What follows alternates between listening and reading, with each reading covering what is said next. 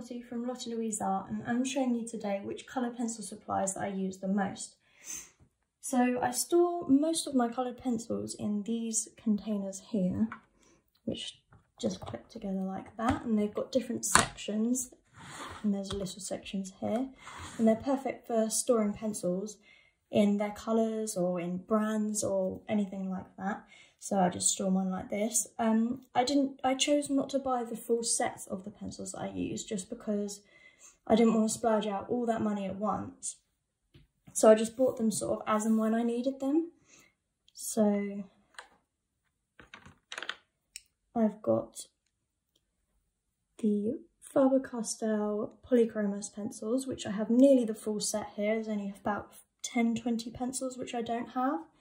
And these ones are quite a harder pencil, which is really good for details when I do fur and things like that. I've also got quite a few of the Karen-Luminance pencils. I've got maybe about half of them, and I just sort of picked and choose what colours that I needed at the time. So these ones I think I used for Kingfisher. But yeah, these are a bit more of a softer sort of pencil, so they kind of blend a little bit more creamy, so it depends sort of what texture you want to go for. I've also got a few of the Derwent LiQWYD pencils, but I've only got about 4 or 5 of these because they're quite expensive, but I would eventually like to get some more. And these ones are also a lot more creamier. So I use these pencils the most because they're really light fast, and which means that they last a lot longer. So the higher the light fast rating, the more the less they're going to fade in sunlight or when they're on walls. So obviously if you're going to sell your artwork, you want them to be more light fast. I've also got the full 150 set of the Prismacolor pencils, but only a few of these are light fast. Well, not a few, like quite a few of them are, but there are some which aren't very light fast, so I don't use those in most of my drawings, but I can use them for when I'm just practicing or something that I'm not going to sell. Also, what I find really useful are these Derwent pencil extenders. So they kind of twist like that, and out comes your little pencil. So this is my little tiny one here, because they become quite hard to use when you're trying to draw and you can't really grip it properly. So if you put it in one of these, it just really helps you to sort of grip better. So yeah, those are really handy. I'd recommend those. Just going to quickly talk about some of the papers which I use the most. So I've got this one by Strathmore. It's the Bristol Vellum Surface 300 series paper. It's quite smooth, so I'd say it's probably the smoothest paper that I use for coloured pencils sometimes. I use this one if I'm not going to use any solvent or anything, so it's not watercolour paper. So it's for drawing media. There. So I probably wouldn't recommend using solvent on that one. The paper that I use the most is this one, the Fabriano Artistico paper, and this is the hot press paper, so it's not as textured as cold pressed would be. So this one's really good for when I'm using solvent. I just find it's kind of the perfect texture.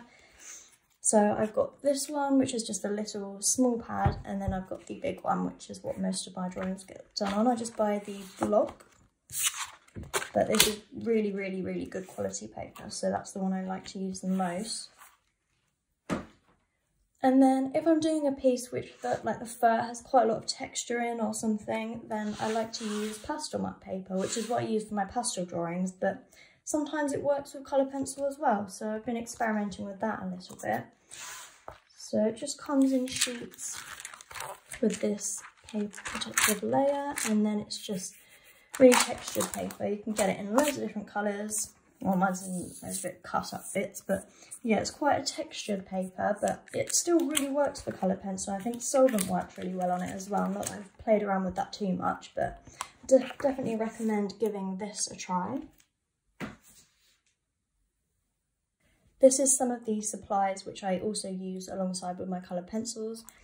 So I just use these. I don't know, not even heard of this brand to be honest. Ferro and Gold.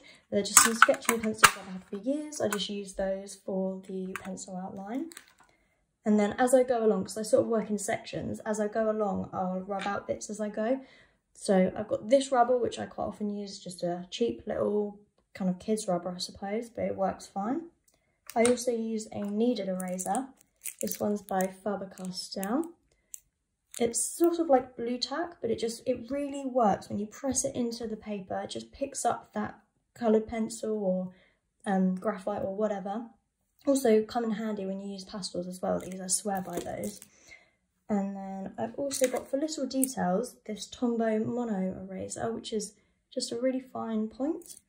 And then you get some refills for that. It's sort of like just a clicky pen, and it's just really good for details.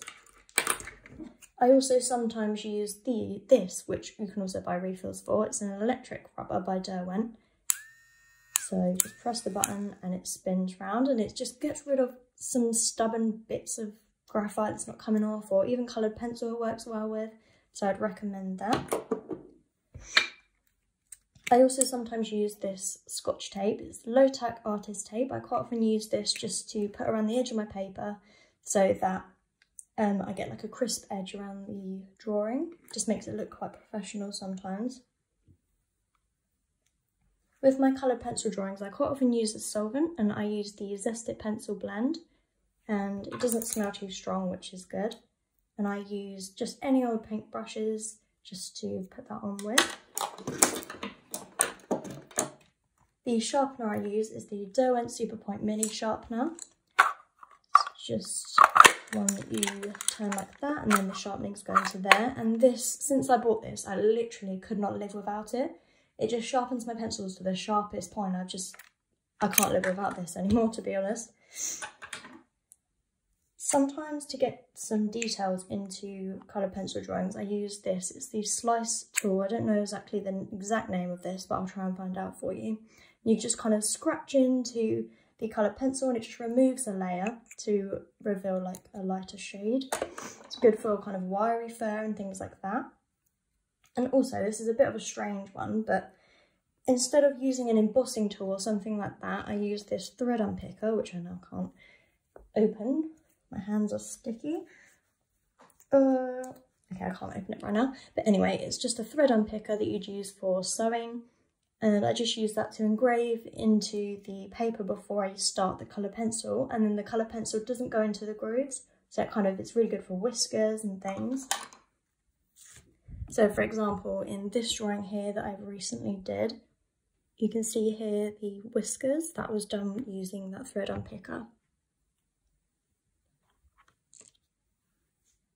So those are the colour pencil supplies that I use the most. I also do loads of drawings using pastels, watercolour pencils, and I've even started watercolour paintings. This is a wolf that I did today.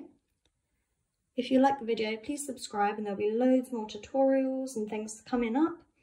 And also follow my Instagram to see all of my artworks at LiQWYD Art. Thanks for watching.